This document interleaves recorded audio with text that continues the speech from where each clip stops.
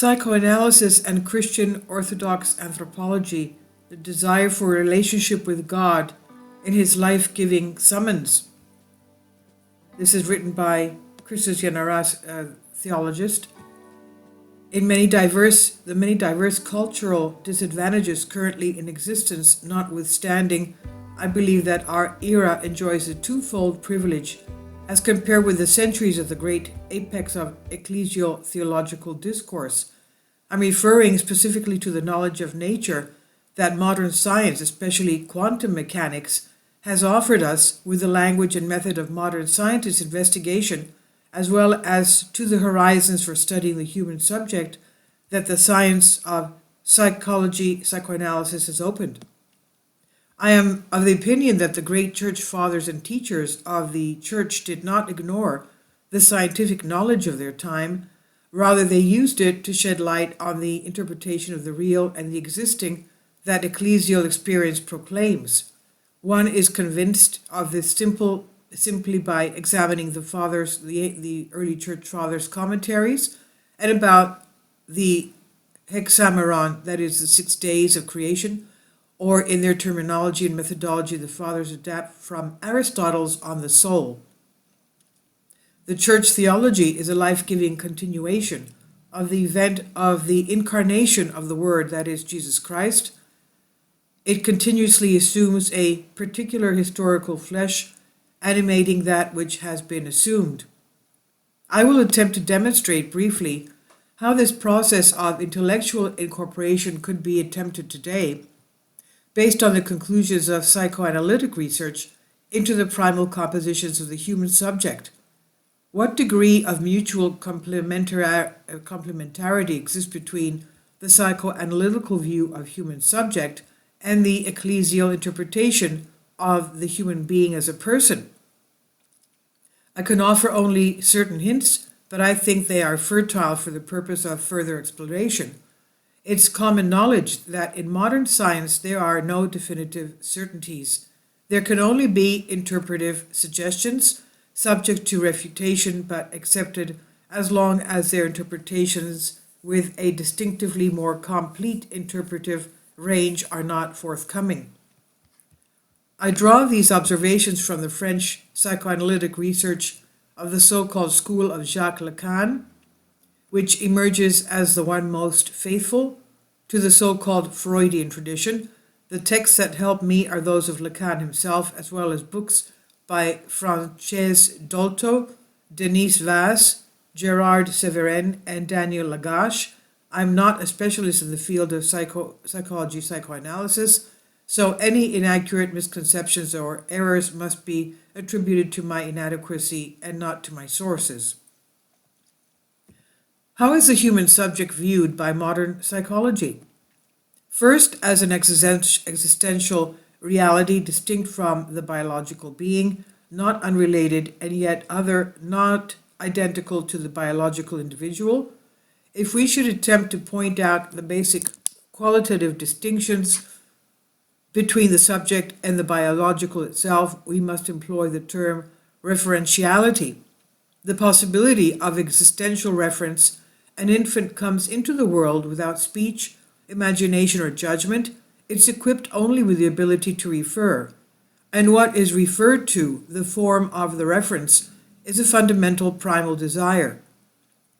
The referentiality of desire, the desired referentiality, is the original definition of the existence of the subject. I desire, therefore I exist. Desidero is the Freudian cogito. It is certainly there in desire that the essential aspect of the primary procedure of constructing the subject occurs.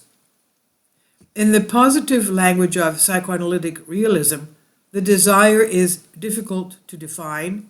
It's the libido, the erotic desire for the relationship of fulfillment. What every human being seeks from the moment of separation from the womb is the immediacy and fullness of a relationship, coessentia. Not to be at first as a biological self and then to have a relationship, but rather to draw existence from relationship, to exist as an event of relationship. The libido, as erotic desire for a fulfillment relationship, is an exclusively human trait. It transcends as given urge the biological purpose of reproduction and constitutes, according to Lacan, pure life instinct, in other words, immortal life, unlimited life, life requiring no instrument, a life that is simple and unending. The desire for life is a desire for a fulfilling relationship, and the response to the desire is only the potential of a relationship. But in a vague hypothetical sense, the desire for life is mediated. First, by the specific desire for food, which is life-giving prerequisite to the infant's biological survival. An infant desires a life-giving relationship coessential with food, but not merely to satisfy the instinct of self-preservation. Thus, a psychologically anorexic infant dies of its own accord, demonstrating that its soul is essential to existence much more than the regulating mechanism of its biological functions.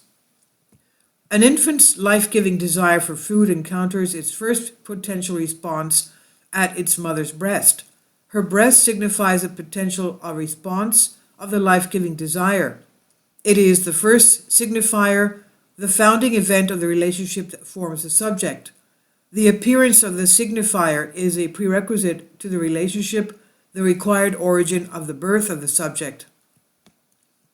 The subject is born once the signifier appears in the field of the other. The potential of response to the desire emerges. The event of relationship begets the subject, making precise the primordial referentiality of the manner of existence, a manner that is expressed in speech. If the subject is defined by language and speech, this means that the subject, in initio, begins in the space of the other, provided that the first signifier appears there. This is the most radical rejection of the perception of the subject as an ontic self, but also of the perception of the subject as an individual intellect. As a unit with the capacity to reason, animal rationale, before thought is a desire that constitutes the subject and establishes it as a logical existence. Whatever we name the subject, it's an erotic event, and because it is an erotic event, it's also a logical existence. The erotic impetus is realized through speech, and this realization constitutes the subject. The subject is born once the signifier appears in the space of the other. The appearance of the signifier renders concrete the potential of response to the desire. It makes it logos, word that is. But at the same time, the logical nature of the signifier concretizes the desire as a logical request. What signifies the signifier is what it says at its surface. It's the potential for fulfilling relationship, which is a fulfilled life. And the signified potential refers to the concrete subject. It's the logical response of the primordial desire of the subject, the mutual referentiality that constitutes a desire as logos, logical request. It's the mutual referentiality that comprises the subject as an existential event of relationship, as logical existence, as an existence capable of incorporating the collective reason of human society.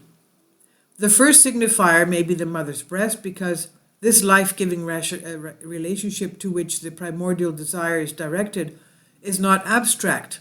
Rather, it is a relationship of communion in the food, a real relationship on which life depends. Yet receiving food does not exhaust the desire. The desire does not aspire solely to biological survival, but to a life without boundaries, an immortal life. If receiving food is not associated with the existence of a presence which remains or vanishes without ceasing to be signified, if the other of the desire is not mediated by the alternative presence and absence of the provider of food, the infant will never enter the world of humankind, the world of language and symbols.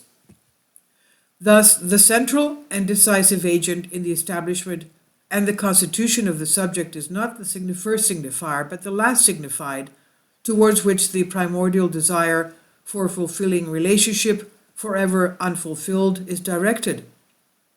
The signifier of the response to the desire always surfaces in the space of the other, and this surfacing established the logical subject. However, the other remains forever the transcendent objective of the fulfilling relationship, of immortal life. This is why Lacan, without metaphysical intentions and with only the realism of clinical experience, always writes of the transcendent other with a capital O. That is, other meaning God. The subject is born in the space of the other. There is no human subject except as a response to the desire for a fulfilling relationship with the transcendent other that calls the subject into existence. In the course of transient individual life, the other is mediated through the mother's breast, through the presence or absence of the mother, through food, through affection, through the language of communication, through intervention of the image of the father, intervention that socializes the life-giving relationship with the mother and constructs the awareness of the ego as an autonomous third. The other is mediated once maturity has been reached by the body of the desired erotic co-essentiality, by the surprise of the familiar otherness of offspring and descendants, a surprise that liberates bodily being from time-space individuality. The other is also diversely mediated by the authority of law, the erotic beauty of nature, the unlimited dynamic of the signifiers of relationship.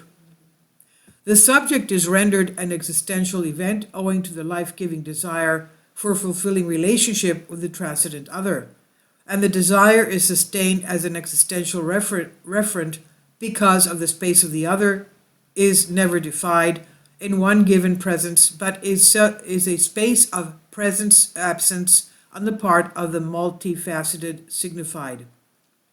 Even the mediating signifier refers only to the presence-absence of response to the life-giving desire. If the presence of the mother were permanent, continual, and possessed by the infant, if the mother held the baby continuously in her arms, offering the breast, the infant would never be constituted as a logical subject. There would be no surfacing of the signifier of desire in the space of the mother, and therefore there would be no construction. If the other of the presupposed logical appeal for relationship, the other of the desired telos of the relationship, were a given and definitively possessed Newtonian presence, it would be impossible for the signifiers of the appeal and signifier of the relationship to surface. There would be no human logical existence. If God were not a presence-absence, there would be no logical human. The real distance between physics and metaphysics, the refusal of God to be subordinate to definitive certainties, is the existential presupposition of the logical subject. Man enters the world as a bearer of desires, desire for eternal and fulfilling life, and for human desire. The fulfilling life is a fulfillment of the relationship, the erotic communion. For this reason, the potential response to the desire, the signifiers of fulfillment of the desire, surface only in the space of the other. The potentials are always transient and fragmented in comparison with the desired fulfillment relationship. They do not cease to be signified as potentials for relationship. The signifiers of the relationship are the primary elements of logos. The appearance of the signifiers begets the subject, continues it as a logical existence, and the subject exists in the manner of logos, the manner of referentiality. The logical referentiality is articulated and built through linguistic syntax and symbolism. The logical referentiality is one of desire, but the desire never exhausts itself in the signified or transient fragmented signifiers. The concretization of desire into request does not exhaust the desired referentiality of the subject. There is always a remainder of desire, an undercurrent of the request of whichever relationship once again as desire. This remainder is designated by logic. In other words, the referentiality of desire, it's a substratum of desire and preserves the manner of logos, the manner of structure of speech. It is the unconscious, By unconscious, we mean that which remains as desire in the manner of the logos, the manner of speech, when the referentiality of desire has been concretized into request through the signifier.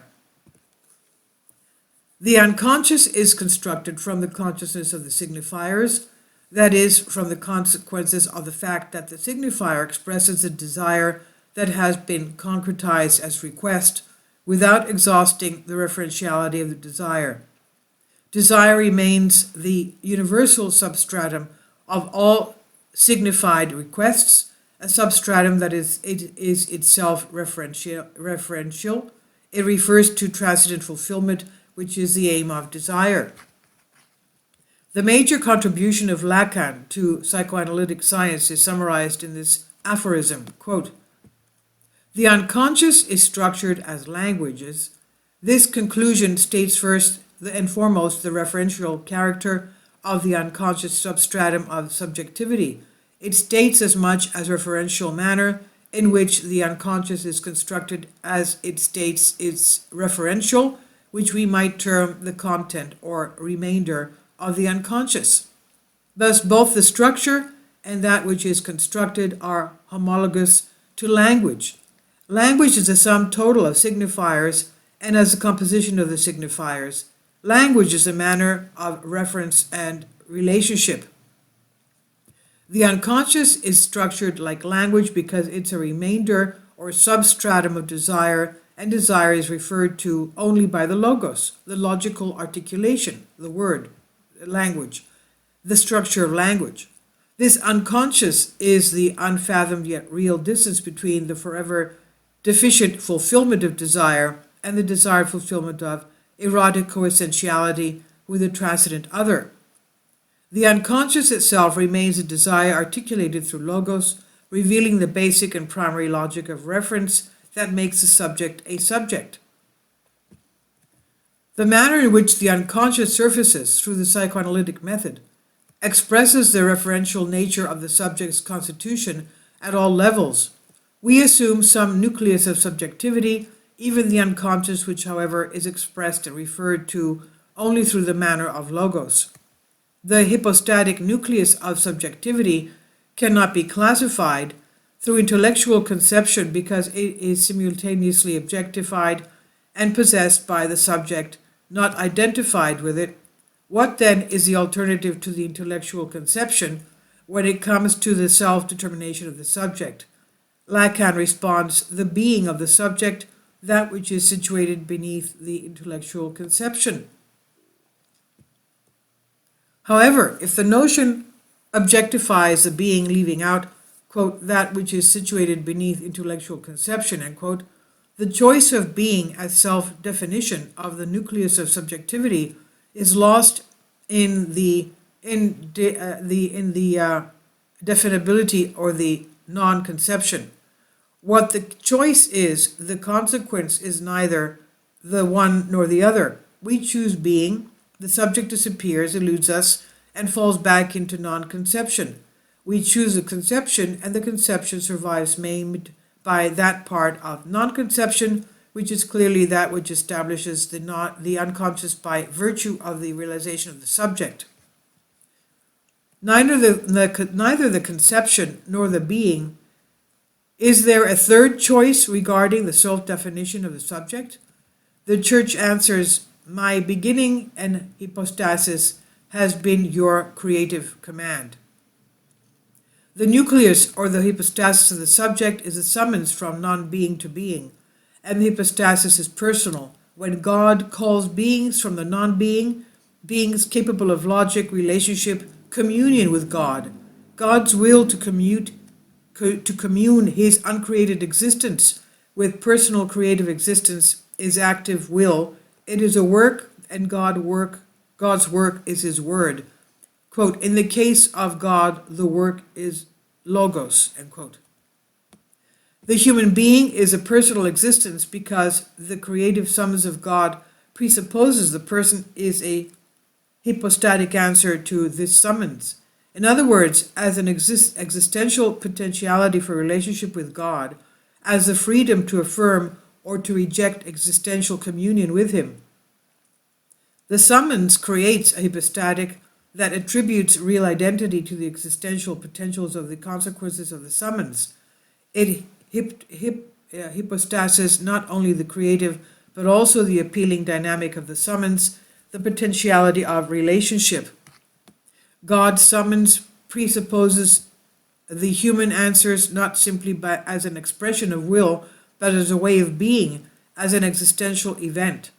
Thus, the referentiality, the manner of relationship, the manner of logos is not one of the attributes or abilities of the subject, but the conditional potentiality of the establishment and construction of the subject. Thus, psychoanalytic terminology permits us to reiterate the ecclesiastical definition of human personhood. The human being is a personal existence because it is established, constructed, and acts as an event of relationship. It is not simply placed, as every biological being is, into the web of interrelations and interlinking exchanges of energy that make up the biosphere. Rather, its very existence is a dynamic realization of relationships, the impetus of desire for a fulfilling existential relationship. The human person is born in the space of God. The impetus of desire for a fulfilling relationship with Him is His life-giving summons, which establishes the construct of the human person as an existential event of erotic reference. The relationship between human being and God is not an intellectual decision or a conscious ethical attempt. It is the event of the personal mode of existence, a mode of existence that encompasses both conscious and unconscious manifestations of God's existence. For this reason, the Church rejects morality which pertains only to conscious will and insists on the ascesis, the exercise, which aspires to the total mode of existence, conscious and unconscious. It's not the logical and conscious that informs the existential event of the relationship. It's a relationship that constructs the logos, not the logos the relationship. The mode of the relationship shapes the consciousness as much as the unconscious of the subject. If the human person is the hypostatic response to the divine summons to relationship, if it owes its existential origin to the summoning energy of the uncreated God, then its personal character rests on the freedom to realize or to reject existence as a mutual relationship, as a loving communion of being. If the human person only comes into being thanks to the summoning energy of God, which is only loving, and if the existential answer to the summons is not affirmation but denial, then we can draw two conclusions. Either that free denial of the created negates and nullifies the loving energy of the uncreated, or that the loving summoning energy of the uncreated God, which is timeless, renders the existential denial of the created timeless as well. The second possibility refers to the absolute of love, which respects freedom, even if freedom hypostasizes the denial of loving reciprocity. Such a denial means a curtailment, a maiming, a diminishing or of existential potentialities, of desire, potentialities of being as a fulfilling loving relationship. It does not derive from deficient grace, gift of the life-giving summoning energy of God, but from the free denial of the recipient to hypostasize grace as an existential event of relationship. And then the disruption of desire into narcissistic, egocentric objectives is only self-punishment. The torture of an existence that actively denies itself without, however, being capable of nullifying the hypostatic composition. Another crucial contribution of modern psychology, psychoanalysis, to theologically debate is that illuminates its self-torture of narcissistic egocentrism with the realistic language of clinical experience regarding neurosis and psychosis. And this is on Apostoliki Diakonia by theologian Christian Arras, Psychoanalysis and Christian Orthodox Anthropology. Please leave your comments. Thank you for your support. Kindly support my Patreon account. The daily posts are 5 videos daily, and they are totally different from what I have on my YouTube channel. Thank you so much for your support and that you find all my content so interesting. You'll find the Patreon account details in the description box below.